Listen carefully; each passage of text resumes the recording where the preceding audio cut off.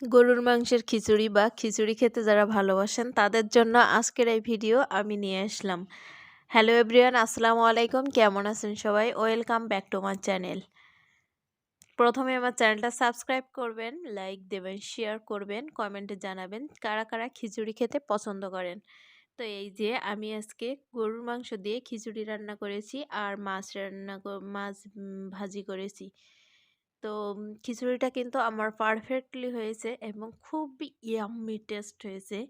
তো এই টেস্টের জন্য আপনাদের পুরো ভিডিওটাই দেখতে হবে আর বেশি বেশি করে আমার ভিডিওটা শেয়ার করবেন যাতে অন্যরাও দেখতে পারে। তো এই যে আমি এখানে গরুর মাংস ছোট ছোট পিসেস করে কেটে নিয়েছি আর সেটা ধুয়ে পানি ঝরিয়ে রেখেছিলাম। আর সেখানে আমি লবণ, হলুদ, ঝালের গুঁড়া, গরম মশলা, ধনিয়া, তারপরে আদা বাটা, রসুন বাটা সবই দিয়ে ম্যারিনেট করে রাখবো। আর একটু তেল দিয়ে দিলাম, দিয়ে এটা আমি ম্যারিনেট করে এক সাইডে রেখে দিয়েছি। আর এখানে আমি মুগ ডাল ইউজ করব, তো মুগ ডালটা আমি ভেজে নিচ্ছি। তো এই যে মুগ ডালটা ভেজে নেওয়া হয়ে গেলে আমি ধুয়ে রেখে দেবো। আর তারপরে আমি একটা কড়াইয়ে তেল দিলাম, দিয়ে আমি গরম মশলা দিলাম, তেজপাতা, দারচিনি, এলাচ এগুলো দিয়ে পেঁয়াজ কুচি দিয়ে দিলাম 1/2 কাপ পরিমাণ। আর তারপরে দেখেন পেঁয়াজটা আমার হালকা একটু ব্রাউন কালার হবে।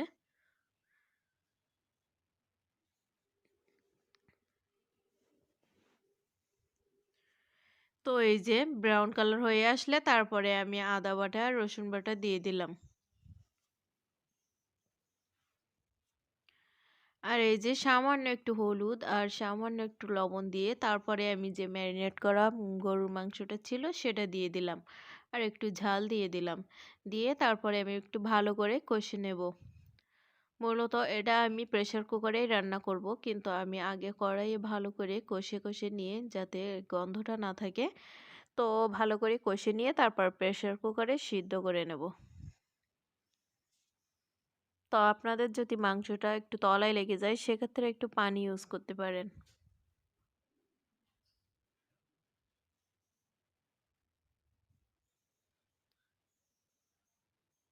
তো এই যে দেখেন আমার মিডিয়াম আছে আমি রেখেছিলাম জালটা, তো তারপরে যে পানিটা বের হয়েছে সেই পানি দিয়ে কিন্তু আমার মাংসটা কষানো হাফ হয়ে যাবে।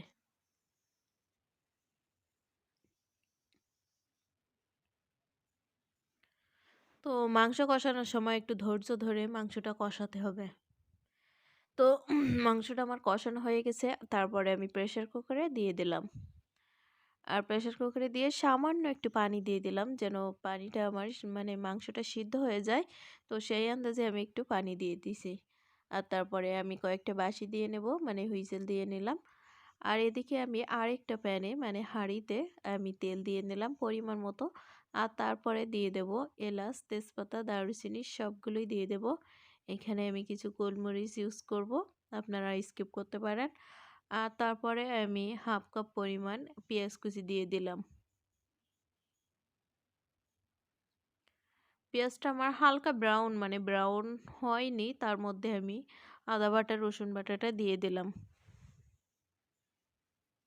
তারপরে লবণ দিয়ে দিলাম, হলুদ দিয়ে দিলাম। আমি সবই লবণটা আমি এমনি অল্প পরিমাণে দিয়েছি, পরে আবার টেস্ট করে লবণটা দিয়ে দেব। তো তারপরে আমি জিরা গুঁড়া, ধনিয়া গুঁড়া, গরম মশলা সবগুলোই গুঁড়া এখানে দিয়ে দিলাম। তো সামান্য একটু পানি দিয়ে দিলাম যাতে মশলাটা পুড়ে না যায়। তো তারপরে আমি ঢেকে দিলাম। এই যে দেখেন পারফেক্টলি মশলাটা একদম ভাজা ভাজা হয়ে যাবে।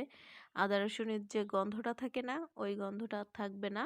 তো আমার মশলাটা কষানো হয়ে গেছে। আর আমি তারপরে চাল ডাল মিলে একসঙ্গে ধুয়ে রেখেছিলাম সেটা দিয়ে দিলাম।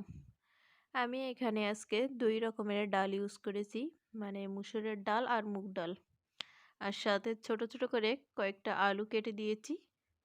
তো দেওয়ার পরে তারপরে আমি মাংসটাও একবারে দিয়ে ভালো করে কষিয়ে নেব।